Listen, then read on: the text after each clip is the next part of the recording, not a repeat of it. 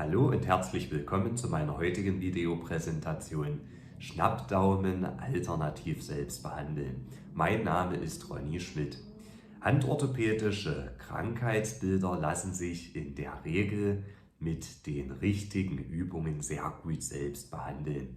In diesem Video erläutere ich, was ein Schnappdaumen ist, spreche über die Ursache, die Auslöser und zeige am Ende auch einige Übungen, wie man einen Schnappdaumen selbst austherapieren kann.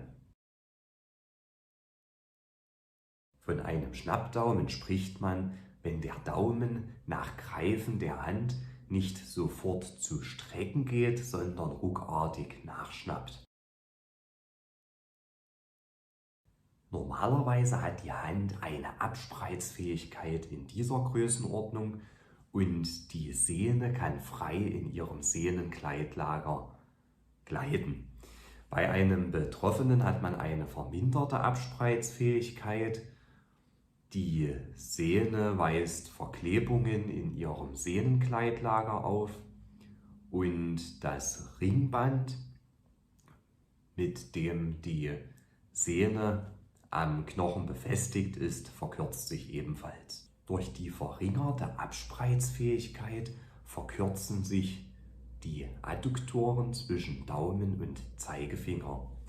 Aufgrund der Verklebungen der Sehne in ihrem Sehnenkleidlager gleitet sie nicht flüssig, sondern etwas ruckartig darin.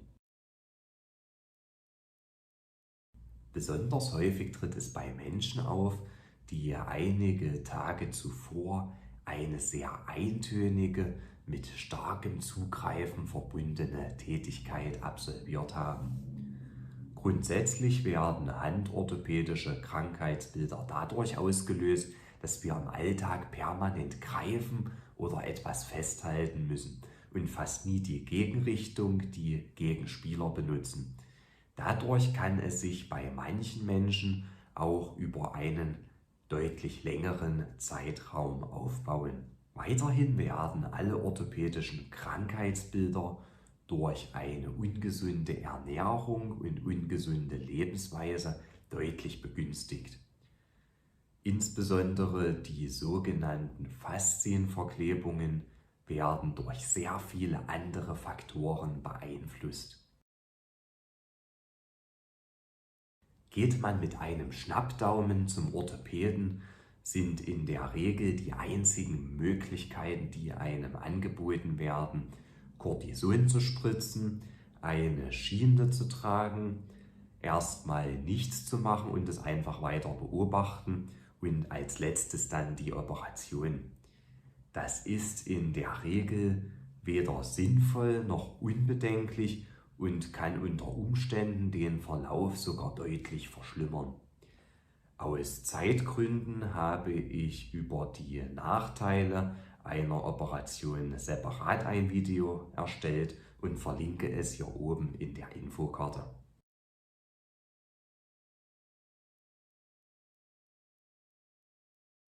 Als erstes werden 30 bis 60 Sekunden lang intensiv die Adduktoren zwischen Daumen und Zeigefinger behandelt. Das wird auch sehr schmerzhaft sein, weil diese Muskeln bei einem Schnappdaumen zu extremer Verspannung neigen. Ergänzend kann man dazu auch noch den Daumenballen mit behandeln, vor allem dann, wenn dieser Muskel selbst zu Verspannung neigt. Danach wird mit Hilfe des Zeigefingers und Mittelfingers der Gegenhand der Daumen bei flacher Handstellung weg vom Zeigefinger gedehnt. Zu beachten ist hierbei, dass keine Scherbewegungen im Daumengelenk selbst gemacht werden.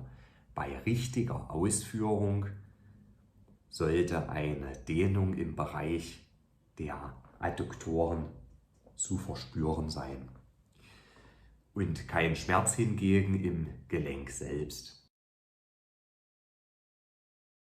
Beim nächsten Griff wird die betroffene Sehne mit dem Daumen der Gegenhand oder vielleicht besser mit dem Zeigefinger und Mittelfinger der Gegenhand im gesamten Verlauf massiert.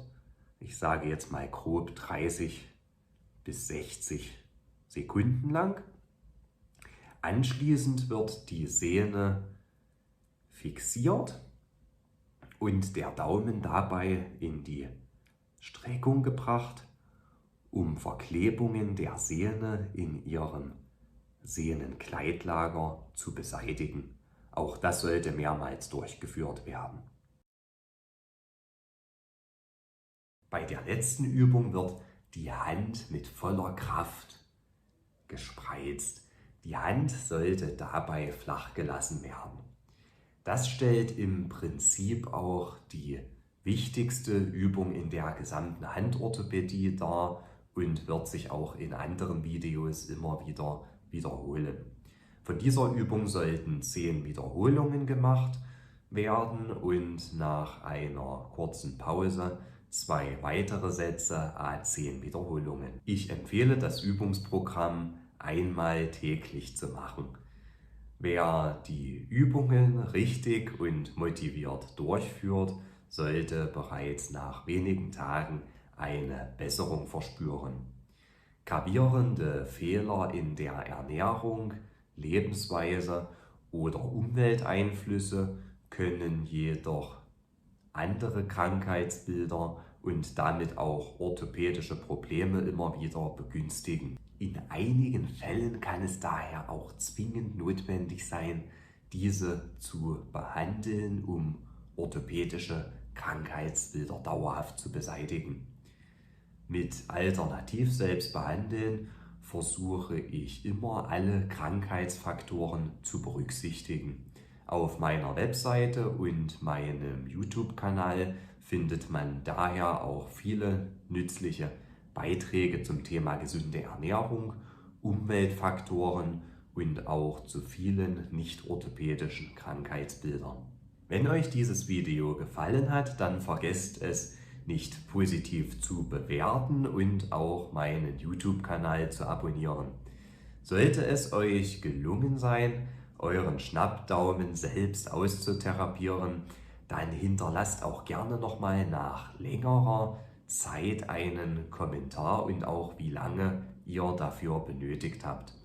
Damit ermutigt ihr andere Menschen von einer Operation abzusehen und auch dieses Übungsprogramm durchzuführen. Ich bedanke mich fürs Zuschauen und verabschiede mich für heute von Alternativ Selbstbehandeln.